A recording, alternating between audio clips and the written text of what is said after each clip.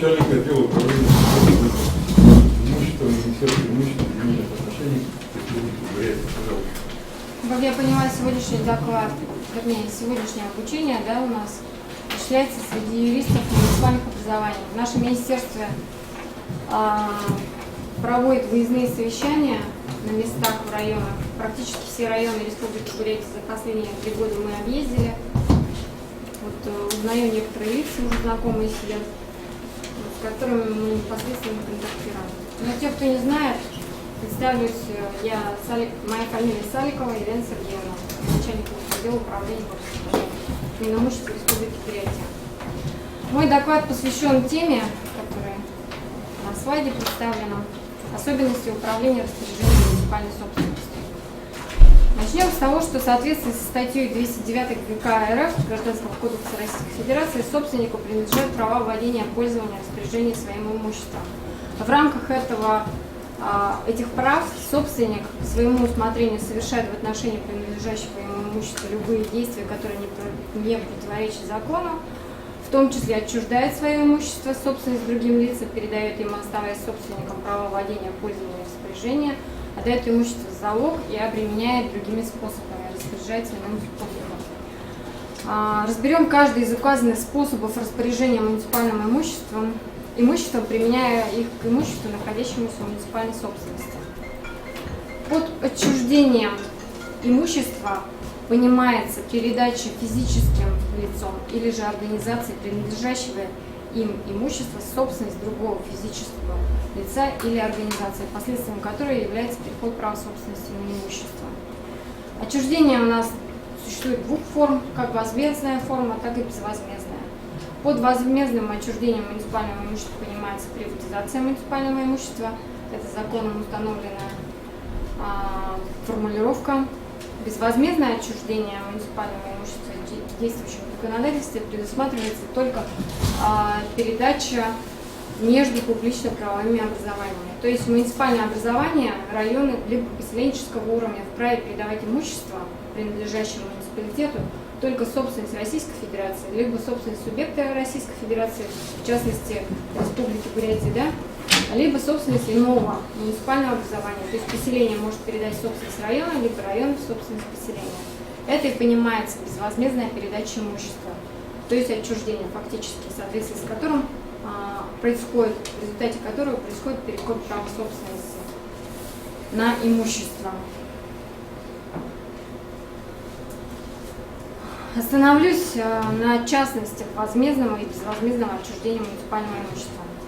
Согласно части 5 статьи 50 Федерального закона от 6 октября 2003 года номер 131 ФЗ об общих принципах организации местного самоуправления Российской Федерации, не соответствующие требованиям части 1 статьи 50 закона 131 ФЗ имущества, то есть которое не может находиться в муниципальной собственности, подлежит перепрофилированию, изменению целевого назначения имущества, либо отчуждению.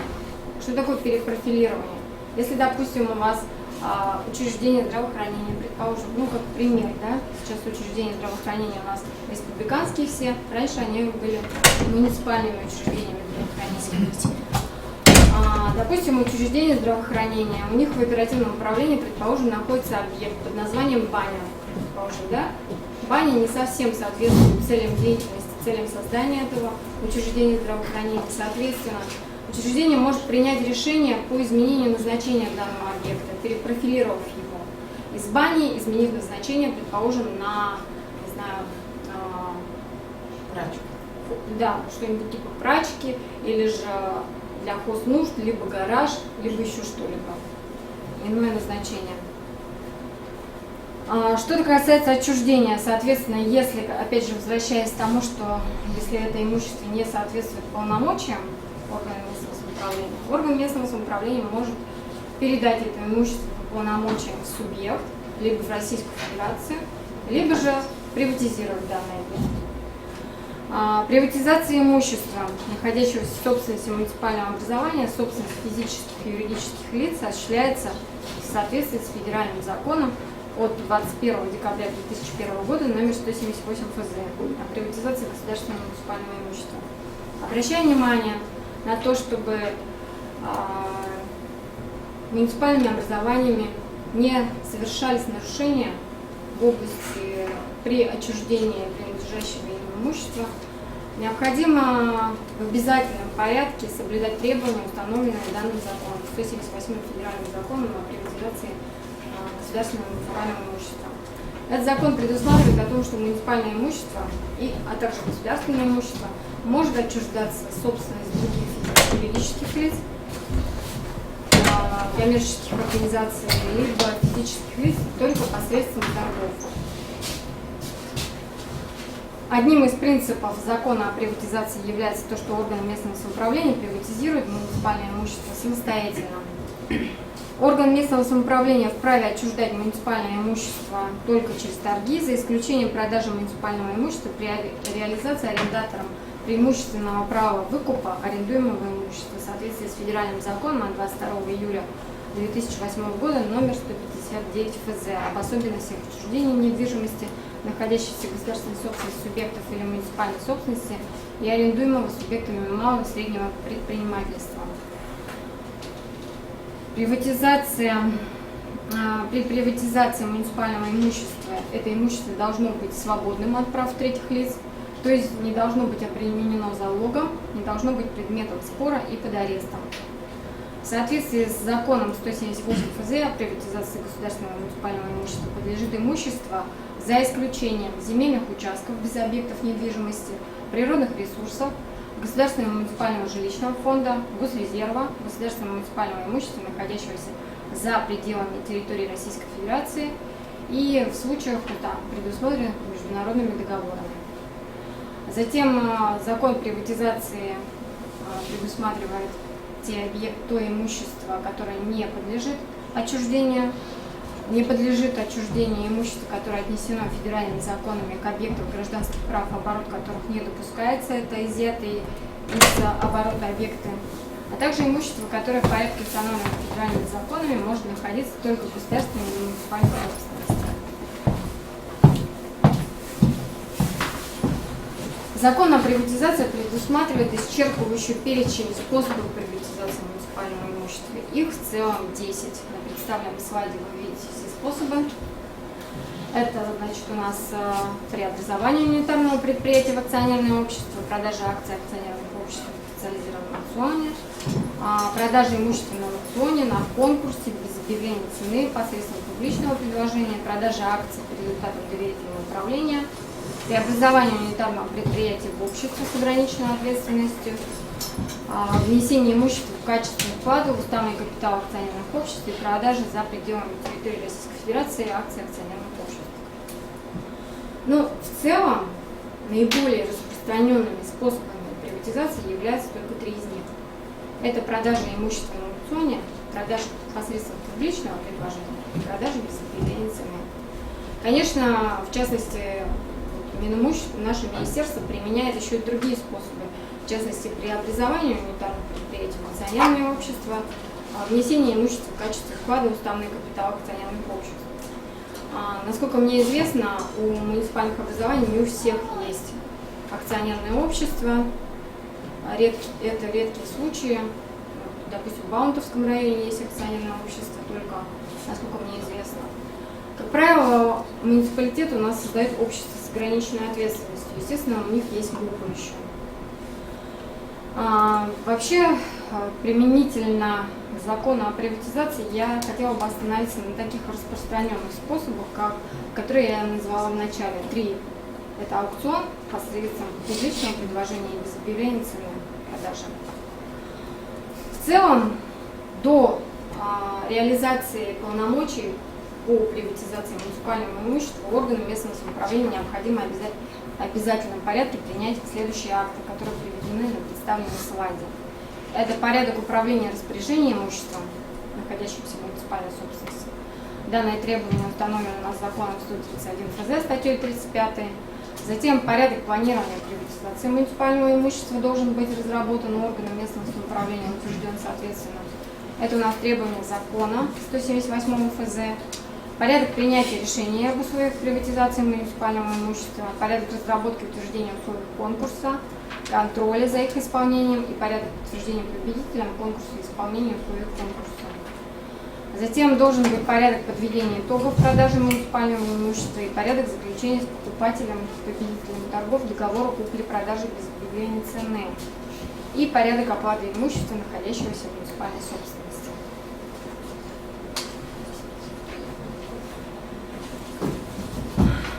Самые распространенные способы приватизации у нас, опять же, применяются в определенной последовательности. Законом о приватизации предусмотрено о том, что в первую очередь, если орган местного самоуправления принимает решение продать какое-либо имущество, предположим, автотранспорт, либо вы хотите продать мебель, предположим, да, или же объект недвижимости, то, соответственно, в первую очередь проводится аукцион. На аукционе начальная цена приватизируемого имущества определяется на основании отчета об оценке.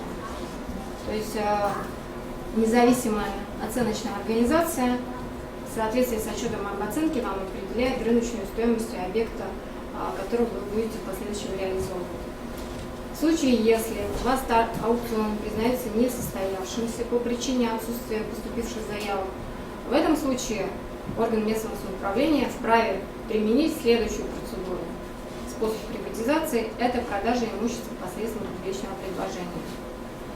В чем особенность данной продажи? Особенность заключается в том, что на таких торгах имущество может быть реализовано в полцены. То есть начальная цена приватизируемого имущества и цена отсечения должна составлять 50% начальной цены аукциона. То есть вы аукцион, предположим, если проводили аукцион, у вас начальная цена составляла 100 рублей, то при проведении торгов посредством публичного предложения имущество может быть реализовано за 50 рублей. Но это зависит от того, как, конечно, пойдут торги. Просто бывают такие случаи, что вот у нас, допустим, в практике были такие случаи, что мы проводили аукцион, у нас ни одной заявки не было, а потом, когда провели уже продажу посредством публичного предложения, у нас цена, наоборот, от начальной выросла на в разы. Затем, если, опять же, продажа посредством публичного предложения у вас была признана несостоявшейся по причине отсутствия заявок, в этом случае, в крайнем случае, мы рекомендуем всегда применять продажу имущества без объявления цены. Как правило, этот способ приватизации используется только в том случае, если вы не можете реализовать это имущество на протяжении, как минимум года или 2 лет, 1,5 лет. В чем особенность данной продажи? Просто дело в том, что при продаже без объявления цены вы цену уже не устанавливаете, цену устанавливает вам покупатель. То есть покупатель подает свое предложение в закрытом конверте, аукционная комиссия скрывает конверты, и в зависимости от того, кто больше цену дал, тот и выкупает. То есть данный способ приватизации, он не выгоден для органа местного самоуправления. Объект, который вы, предположим, оценили в 10 миллионов рублей и реализовывали его за эту цену, в последующем при проведении продажи без объявления цены вполне вероятно, что можно продать вообще за копейки, за 30 или за 60 тысяч рублей, как пример. Остановлюсь подробнее на одном из способов приватизации, это продажа имущества на аукционе. Это основной способ приватизации при реализации отчуждения имущества любого. Первым этапом, шагом является это утверждение прогнозного плана программы приватизации муниципального имущества на очередной финансовый год. Прогнозный план, как я ранее уже упоминала, у вас должен быть разработан на уровне органа местного самоуправления, утвержден либо Советом депутатов, скорее всего, представительный орган должен утверждать у вас порядок планирования приватизации муниципального имущества. В соответствии с этим порядком вы, соответственно, разрабатываете прогнозный план приватизации и утверждаете его. Затем, после включения объекта в прогнозный план приватизации, вы проводите оценку этого объекта. Оценка каким образом проводится? Естественно, это уже выбор оценочной компании осуществляется в соответствии с 44-м федеральным законом у нас, да? либо по торгам, либо прямым договором, как с единственным поставщиком вы заключаете. Оценочная компания вас по результатам проведенной оценки объекта недвижимости выдает отчет об оценке объекта с определением рыночной стоимости. Эта рыночная стоимость потом в дальнейшем вложится в основу, является начальной ценой приватизируемого объекта. На основании отчета об оценке орган местного самоуправления, уполномоченный на приватизацию муниципального имущества, принимает решение об условиях приватизации муниципального имущества. Как правило, в решении указывается, естественно, наименование самого имущества, идентифицирующие признаки этого имущества. Обязательно указывается начальная цена имущества, затем указываются дополнительные какие-либо условия. Предположим, шаг аукциона может быть указан, срок рассрочки платежа в случае, если вы, допустим, предоставляете такую рассрочку. После того, как вы принимаете решение об условиях приватизации имущества, информация о проведении торгов размещается в сети интернет на официальном сайте Российской Федерации торги.gov.ru. Затем, после размещения этой информации, осуществляется прием заявок на участие в аукционе. Прием заявок в соответствии с законом 178 ФЗ должен осуществляться в срок, должен составлять не менее 25 дней, календарных дней. Затем, после окончания приема заявок на участие в аукционе, аукционная комиссия признает претендентов участниками аукциона. Это осуществляется в течение 5 рабочих дней с даты окончания срока приема заявок. Это опять же у нас установлено статьей 18 Закона о приватизации. Затем, после того, как вы признали претендентов участниками аукциона, вы проводите уже непосредственно сам аукцион. Аукцион проводится не позднее 3-го рабочего дня со дня признания претендентов участниками аукциона. После того, как аукцион состоялся, в течение 5 рабочих дней с даты подведения итогов аукциона уполномоченный орган местного самоуправления заключает с победителем аукциона договор купли-продажи. Вот в целом общие нормы. В принципе, я сейчас вкратце уже вам сообщила по срокам. Здесь на этом слайде видно о том, что по всем срокам, которые установлены статьей 18 Закона 178 ФЗ о приватизации государственного муниципального имущества. Единственное, я не сказала, что передача государственного муниципального имущества и оформление права собственности на него осуществляется не позднее, чем через 30 дней после дня полной оплаты имущества. То есть после того, как покупатель вам оплатит полную стоимость выкупленного объекта, только после этого, в течение 30 дней, вы регистрируете переход права собственности на объект у него. Так.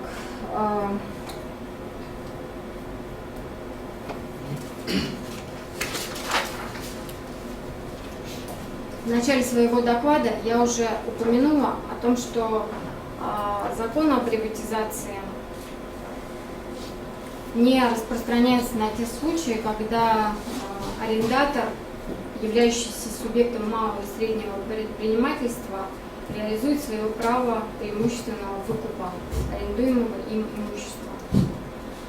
В случае, если арендатор, субъект СМП, планирует реализовать свое право на выкуп, преимущественное право на выкуп арендуемого им объекта, в этом случае применяется норма Федерального закона от 22 июля 2008 года номер 159 ФЗ.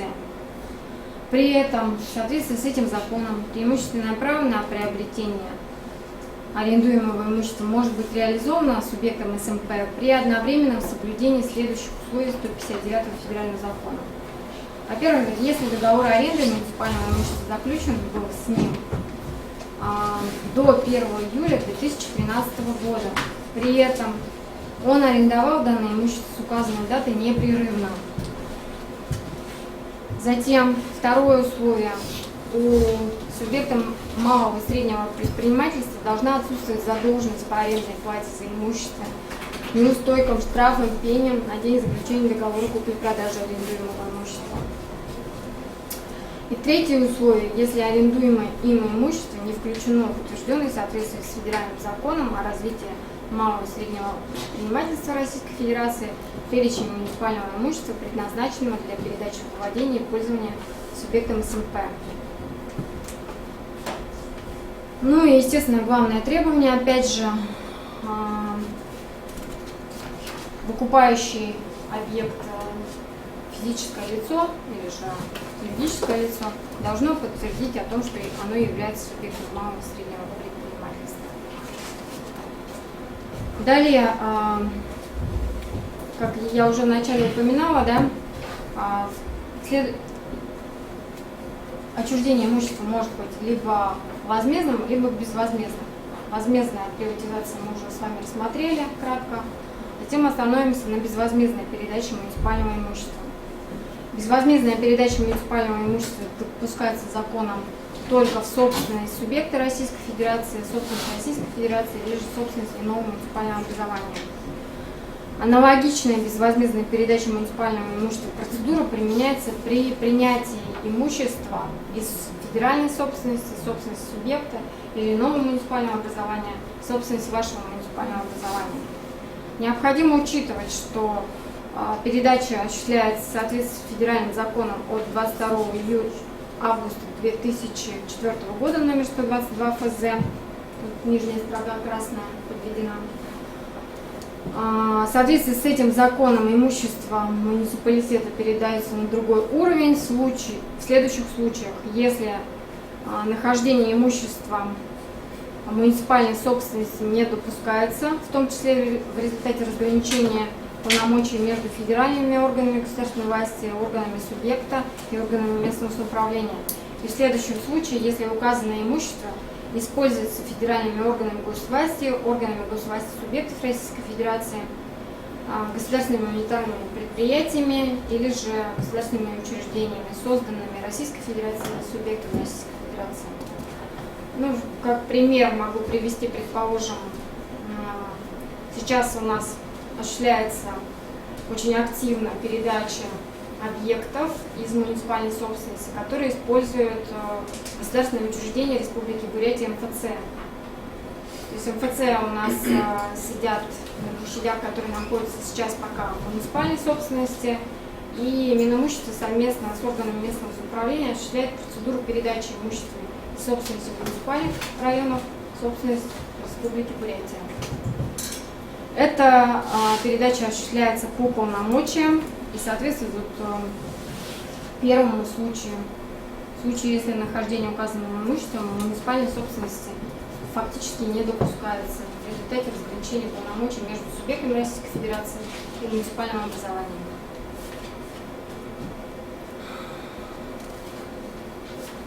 Следующим способом, и, кстати, я еще хотела упомянуть, что помимо 122 федерального закона, если, допустим, имущество не соответствует тем случаям, которые предусмотрены 122 федеральным законом, в этом случае имущество между Республикой Бурятия и муниципальным образованием может осуществляться в соответствии с законом Республики Бурятия от 24 февраля 2004 года, номер 637-3. В соответствии с этим законом имущество передается в муниципальное образование в целях обеспечения экономической самостоятельности муниципальных образований, решения вопросов местного значения, поддержки муниципальных образований, которые находятся в сложных природных, климатических, социально-экономических условиях.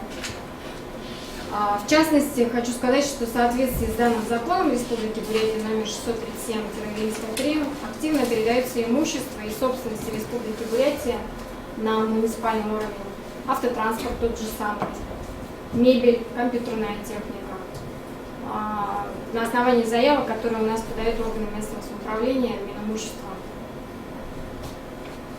Следующим способом распоряжения муниципальным имуществом, исходя из 209 статьи ГК РФ, является передача прав владения и пользования имуществом третьим лицам по договорам аренды либо безвозмездного пользования. Предоставление муниципального имущества во временное владение и пользование либо аренду осуществляется также только посредством торгов. Торги на право заключения договора аренды проводятся в соответствии со статьей 17 прим. 1 Федерального закона 135 ФЗ о защите конкуренции. Вообще порядок, правила проведения конкурсов или аукционов, на которых, реализуется право на заключение договора аренды или безвозмездного пользования, осуществляется в соответствии с приказом Федеральной антимонопольной службы от 10 февраля 2010 года номер 67. Организаторами торгов по сдаче в аренду государственным или муниципальным имуществом могут выступать, муниципальным имуществом могут выступать органы по управлению муниципальным имуществом в отношении имущества, которое находится в казне, муниципальной казне, в отношении муниципального имущества, которое находится по сведению или оперативном управлении за муниципальными предприятиями и бюджетными учреждениями. Затем могут также в аренду торги по передаче имущества в аренду проводить муниципальные унитарные предприятия в отношении имущества, которое находится по сведению согласия органов по управлению муниципальным имуществом.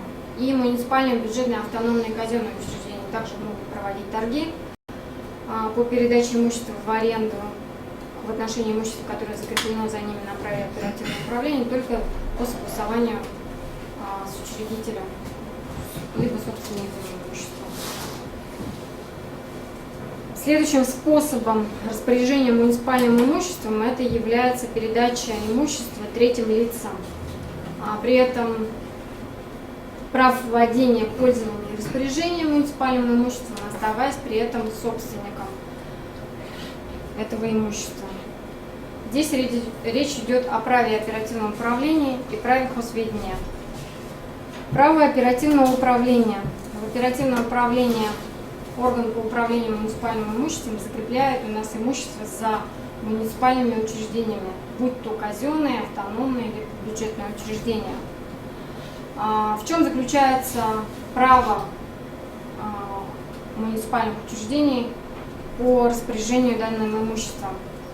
Учреждение, в оперативном управлении которого находится это имущество, владеет и пользуется этим имуществом стопроцентно, однако распоряжается по согласованию собственников. Распоряжение, как мы уже знаем, включает в себя в том числе отчуждение муниципального имущества, либо передача в аренду. Соответственно, все эти действия по распоряжению имуществом должны проводиться муниципальным учреждением только по согласованию собственников. Поскольку собственником у нас является муниципальное образование, то полномочия собственника в отношении этого имущества у нас осуществляет уполномоченный орган местного самоуправления. В отношении имущества, которое находится в оперативном управлении муниципальных учреждений, собственник вправе изъять излишнее, неиспользуемое, либо используемое не по назначению имущества, закрепленное за учреждением, и которое имущество изъято собственником, собственник вправе распорядиться этим имуществом по своему усмотрению. То есть, если, допустим, вы проводите полномочия собственника, проверяете имущество, которое закреплено на праве оперативного управления за муниципальным учреждением, и в ходе проверки устанавливается, что имущество не используется учреждением для целей деятельности, соответственно, вы можете принять решение об изъятии этого имущества из оперативного управления. Затем следующее вечное право – это у нас хозведение. Право хозяйственного ведения, на праве хозяйственного ведения имущество закрепляется за муниципальными унитарными предприятиями. Унитарное предприятие владеет, пользуется и распоряжается этим имуществом в пределах, определяемых в соответствии с Гражданским кодексом Российской Федерации, ну и, естественно, гражданским законодательством, в частности, законом 161 ФЗ о государственных муниципальных унитарных предприятиях. В отношении имущества, которое находится в хозведении, собственник в соответствии с законом решает вопросы создания предприятия, определения предмета и цели его деятельности, реорганизации, ликвидации предприятия, назначает руководителя предприятия, осуществляет контроль за использованием по назначению сохранностью имущества, которое закреплено за предприятием. Кроме того, встречно собственник имеет право на получение части прибыли от использования имущества, которое находится хозяйственного ведения предприятия. Особенностью хозяйственного ведения предприятия является то, что предприятие не вправе продавать принадлежащее ему на праве госведения недвижимое имущество, сдавать его в аренду, либо отдавать в залог, либо иными способами распоряжаться этим имуществом без согласия собственника. Остальным же имуществом, которое принадлежит предприятию, оно распоряжается самостоятельно. То есть недвижкой у нас предприятие не вправе распоряжаться без согласования собственника. Движимым имуществом предприятие распоряжается самостоятельно. Ну и на этом я, наверное, закончу, потому что я уже лимит своего времени исчерпала. Дальше в продолжении моего доклада остановимся на земельных вопросах. Спасибо за внимание. Вопросы к Ирине Сергеевне? Можно вашу презентацию поставить? Что? Презентация, она же у нас да, конечно, я записана. знаю. Она же записана. Вот на рабочем столе. И у нас все слайды также шли, как Да, на экране. с экрана. Хорошо. Спасибо, Ирина Сергеевна. Спасибо. Давайте Константину Владимировичу слово предоставим. Табинаеву, главный специалист эксперт отдела землеустройства и землепользования Министерства имущества и земельных отношений. Тема о нововведении по осуществлению муниципального земельного контроля на территории Республики Бурятия. Здравствуйте, коллеги. Согласно Конституции Российской Федерации, земли и другие природные ресурсы являются охраной, используемой в охране Российской Федерации как основу жизнедеятельности народов, проживающих в соответствующих территориях. Создание благоприятной среды жизнедеятельности жителей муниципальных образований составляет основу деятельности функциональных и территориальных органов местного самоуправления. Это конституционные принципы являются приоритетной основой в организации муниципального земельного контроля. Захламление, загрязнение, нарушение земель и других негативных вредных воздействий противоречит самой сути вышеуказанным нормам. На сегодняшний день количество земельных правонарушений увеличивается. В основном за последние годы со стороны граждан значительно возросло число нарушений земельного законодательства, правил застройки и благоустройства территорий, которое выражается в большинстве случаев в самовольном занятии земельных участков и возведении на них жилых домов. Кроме того, участились случаи использования правообладателями земельных участков из земель сельскохозяйственного назначения не в соответствии с их целевым использованием, либо вообще не использованием, что приводит к существенному снижению плодородия сельскохозяйственных земель и их зарастанию. Причиной этому всему является, по нашему мнению, отсутствие со стороны органов местного самоуправления надлежащего муниципального земельного контроля. Так, по информации органов местного самоуправления в 2015 году в отношении 801 земельного участка на территории республики осуществлен муниципальный земельный контроль, из которых выявлено 239 нарушений. Вместе с тем, органы местного самоуправления направлено в управление Росреестра по Республике Бурятия всего 111 материалов проверок. По 14 муниципальным образованиям материалы проверок в Госземнадзор не направлялись, поскольку законодательным определено то, что обязанность органов местного самоуправления по выявлению нарушений направлять такие материалы. Из этого полагаем то, что в этих районах данная работа не велась.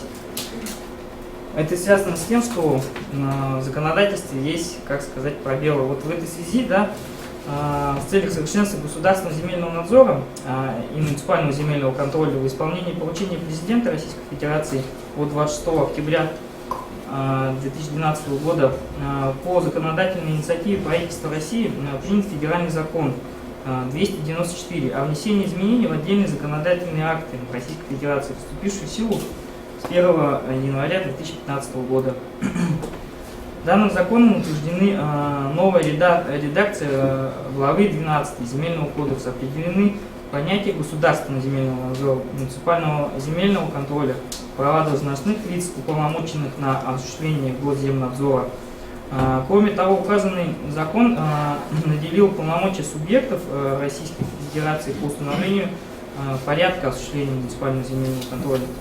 В целях реализации данного положения правительством Республики Бурятия принято постановление от 29 декабря 2014 года номер 679, вступивший в силу с 1 января 2015 года, в котором утвержден данный порядок, распространяющий на свое действие на всю территорию Республики Бурятия.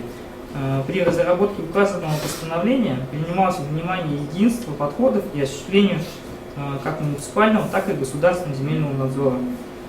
Тем самым учитывалось положение статьи 71 Земельного кодекса Российской Федерации о государственном земельном надзоре для принятия аналогичного порядка осуществления муниципального земельного контроля. Так, указанным постановлением Республики Бурятия предусмотрено обязательное применение в отношении граждан при осуществлении муниципального земельного положения Федерального закона 294 о защите прав юридических лиц и индивидуальных предпринимателей при осуществлении государственного и муниципального контроля. Вместе с тем, указанным законом установлены ограничения по осуществлению муниципального земельного контроля, не дающие органам контроля оперативно реагировать на факты нарушения земельного законодательства, выявлять и пресекать нарушения требований земельного законодательства. На раннем этапе, в том числе установлен закрытый перечень оснований для проведения внеплановых проверок, обязательное согласование с органами прокуратуры ежегодных плановых проверок, обязательное присутствие проверяемых лиц при осуществлении проверки. Кроме того, при осуществлении муниципального земельного контроля возникло немало вопросов при применении отдельных положений данного закона в отношении физических лиц, поскольку некоторые нормы закона специфичны и применимы исключительно для юрлиц и индивидуальных предпринимателей, но никак на граждан. В целях повышения эффективности деятельности органов местного самоуправления при осуществлении муниципального земельного контроля по результатам проведенного соответствующего анализа были внесены соответствующие изменения. Так, правительство Республики Бурятия принято постановление от 15 марта 2016 года номер 91, в котором внесены соответствующие изменения. Изменения в первую очередь были направлены на упрощение мероприятий, связанных с проведением муниципального земельного контроля в отношении граждан, которые занимают наибольшую долю нарушителей требований земельного законодательства. Теперь проверка соблюдения требований земельного законодательства граждан в отношении объектов земельных отношений проводится без разработки планов проведения проверок, отсутствует необходимость согласования с органами прокуратуры проведения проверок в отношении граждан, отсутствует необходимость участия самих граждан при проведении проверок. Установлены также основания для проведения проверок.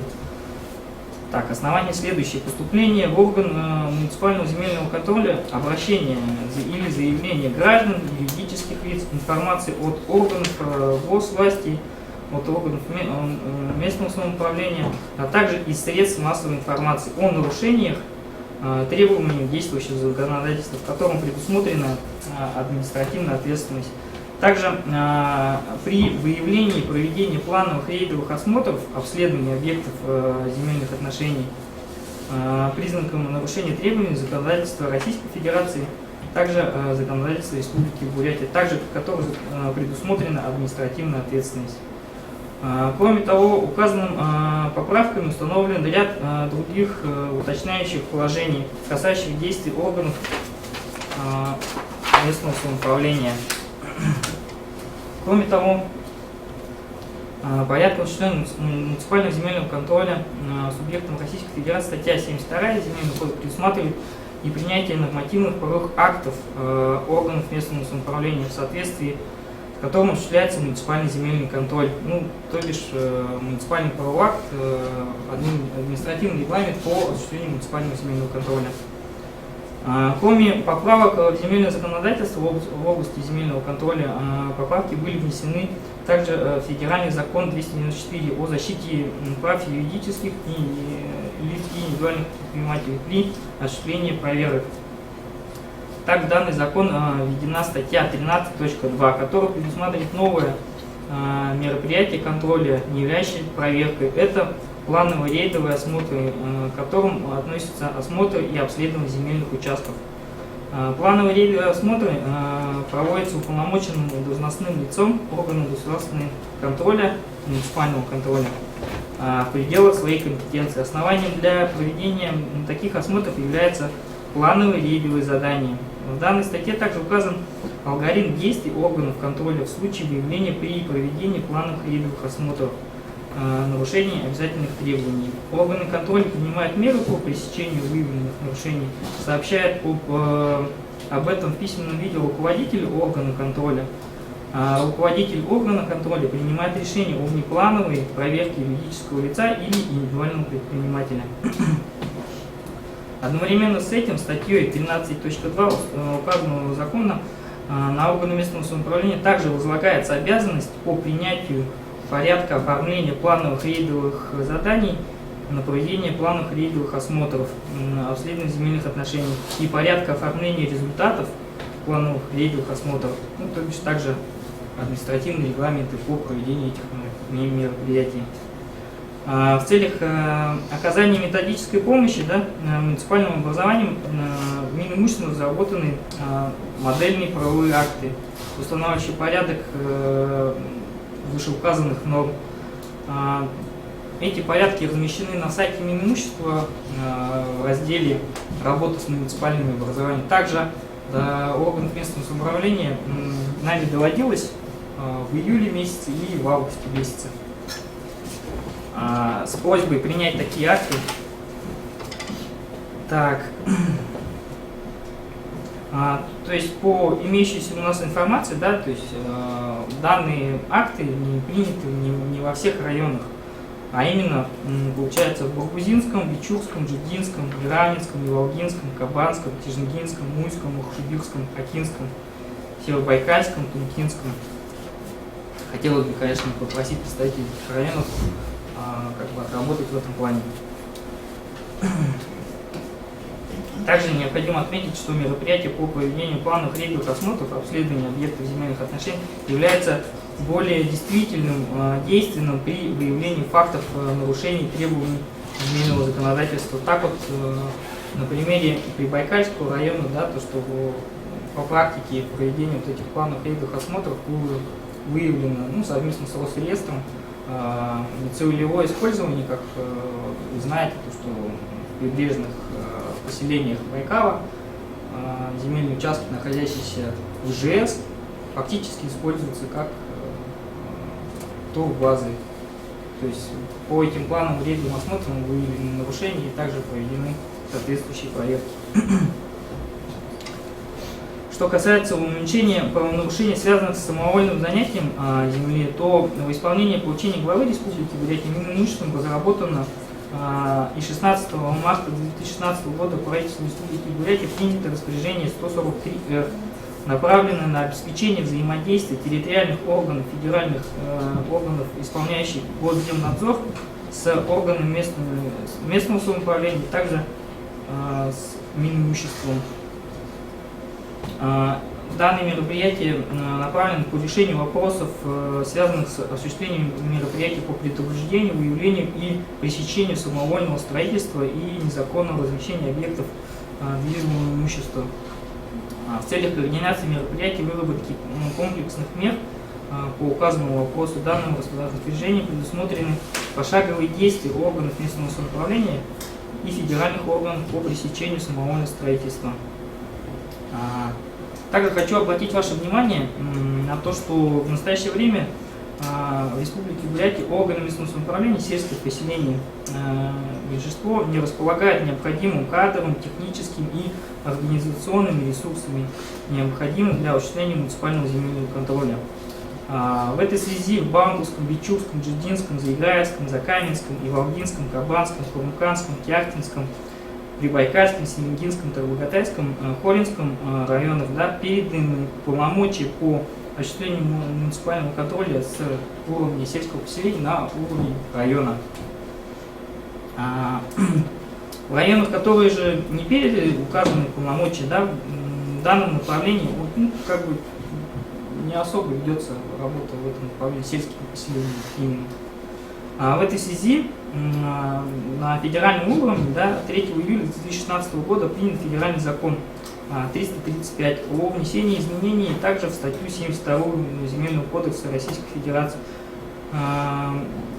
Данные изменения определяют, что органы местного самоуправления муниципального района осуществляют муниципальный земельный контроль в отношении объектов земельных отношений, расположенных в границах сельских поселений, входящих в его состав, если иное не установлено законным субъектом Российской Федерации.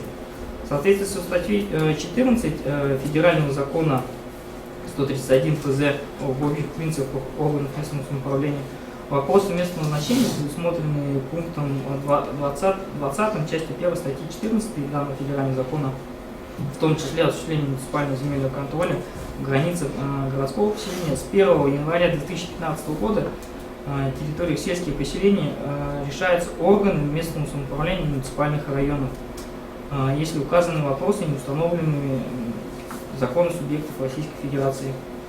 Частью 4 статьи 8 Закона Республики Бурятия об организации местного самоуправления в Республике Бурятия данные полномочия закреплены за органами местного самоуправления сельских поселений уже. Ну, как бы такое противоречие.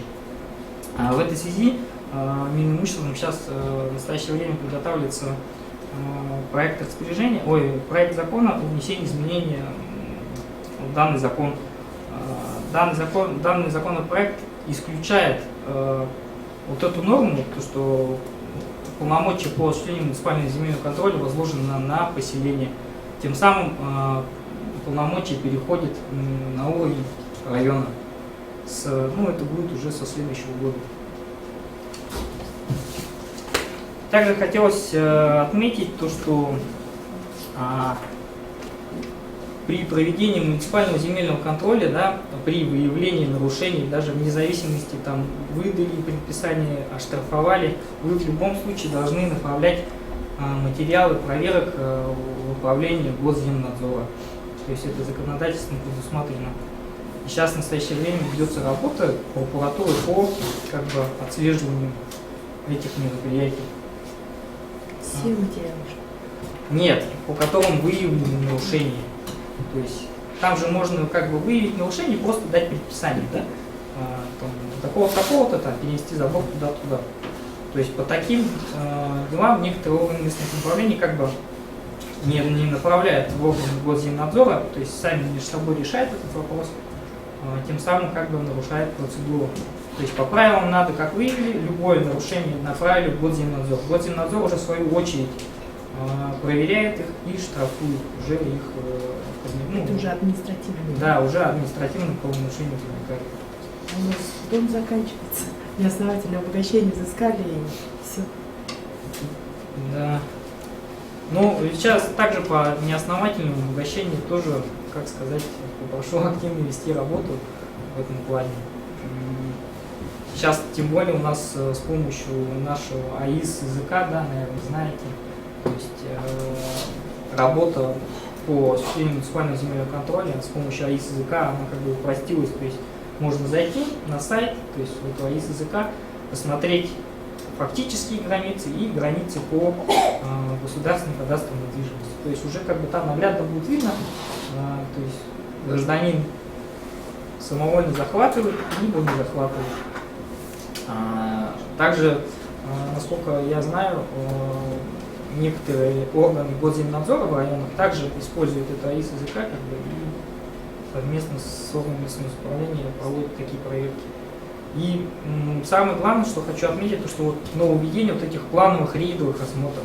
То есть вы составляете план на год, то есть в течение раз в квартал выезжать в сельское поселение и проводить плановый рейдовый осмотр. То есть также по данным АИС языка. То есть вы АИС языка предварительно посмотрели, где какие граждане вылезли за границы свои, либо самовольно построили, и уже по этой информации уже едете на плановый рейдовый осмотр. То есть по результатам их по порядку оповещаете руководителя и уже назначается внеплановая проверка. То есть, соответственно, там уже по процедуре данные лица привлекаются к административной ответственности, ну и выдаются предписание об устранении этого нарушения. Ну, по данной теме у меня все. Есть вопросы? Вопросы, пожалуйста, Константин Владимирович. А вот законодательно не закреплено, конечно, я понимаю, это может быть некорректный вопрос. Как бы увязать земельный контроль в плане целевого использования, это одна цель, да? А вторая цель – сбор налогов земельных. Да, Что вот это как бы увязать? Ну, глава поселения один бьется, значит, за эти сборы, а гражданин платит, не платит, пени там идут, само собой. А есть третье лицо, которое могло бы помочь главе поселения вот это, улучшить сбор? То есть, насколько, сами знаете, то, что в районах, в сельских поселениях большинство участков и домов не оформлены. То есть, путем проведения муниципального земельного контроля, да, привлечения именно лиц, которые не оформлены, в статье 25-26 Земельного кодекса, да, который предусматривает обязанность регистрации прав на земельные участки и объекты недвижимости. То есть по этим статьям можно как бы привлекать, штрафовать, тем самым стимулировать граждан в оформлении прав на эти объекты. Ну это, конечно, такие, как сказать, для органов местного самоуправления, особенно в сельских поселениях, это как бы немножко радикальные такие меры, но по общей практике в России, то есть это очень действенно. То есть это необоснованное обогащение. Это да, то есть необоснованное обогащение и тем самым уже... Это одна сторона дела. А вот здесь человек вообще законно владеет, но не платит вовремя налоги. Что с ним делать? Почему налоговые В плане не муниципального срабатывают как контроля. следует? Почему не взыскивают в судебном порядке? Все равно это как следует не работает в этом плане. У них там предел суммы есть. Вот как бы увязать земельный контроль от действия налоговой инспекции. Им вообще, говорит, у них аппарата нет, все сокращено. Значит, глава поселения один. Он не имеет На права один. сам ходить в суд о взыскании налогов. Вот как вот с этим быть? Это же тоже, это поступление в бюджет. Да, это повышение поступления бюджета, местного бюджета. Вот здесь можно ли как-то подумать законодательно, инициативно? Хорошо, но я сейчас, к сожалению, не готов к этому ответить вам, но мы с коллегами Да, подумаем. запишите, пожалуйста, как можно содействовать сбору налогов в главе поселения. Необоснованное обогащение, это понятно. Но это не так много. Устоявших. Главы сельского поселения имели право сами выходить в суд. То, что в этом, да, заключается, имеется в виду, как бы налоговая в этом плане не отрабатывает, и как бы полномочий органов местного самоуправления в этом тоже нет. Да, и страдает, он не может пополнить бюджет, не может заплатить заработную плату и Они не пошло. могут подавать иски, если сумма ниже 3000. Пока эта сумма копится, там проходит срок своей давности, Да. Он и как поселение будет ну делать. так бесконечно. Так, хорошо. Немножко проблемы есть, в том числе законодательно. Спасибо, я как-то... Это хорошо, если схема бы работала, но она не работает, понимаете, налоговая там, система тоже не срабатывает. Ну, сейчас вот общая практика идет все на, как сказать, ужесточение. То есть, в любом случае мы как бы будем отрабатывать, но я так думаю, в скором будущем это будет все к тому привести, чтобы государству выгодно, чтобы все права оформлены были и как бы уплата налогов, соответственно. Хорошо, так, поблагодарим. Спасибо. Спасибо за внимание. Так, ну вот у нас следующий был заявлен Васюткин Николай Ефимович. Ну, он попросил перенести сообщение на завтрашний день. Поэтому у нас как бы программа сегодняшнего дня исчерпана. Время у нас рабочее есть. Я бы хотел все же устроить такой как бы круглый стол по проблемам, значит, вашей муниципальной практики правовой, пообщаться между собой, чтобы высказать какие-то соображения, поближе познакомиться, поскольку мы сегодня первый раз собрались. Ну и, может быть, внеси предложение по семинарам следующего года, так скажем, потому что, наверное, чаще у нас... До свидания. До свидания. Вот. Может быть, собирать отраслевых юристов, вот как сегодня за обедом прозвучало. Допустим, юристы системы образования, немножко своя специфика, земельных отношений, другое. То есть многоотраслевое это все дело. И быть 7 пядей во лбу получается очень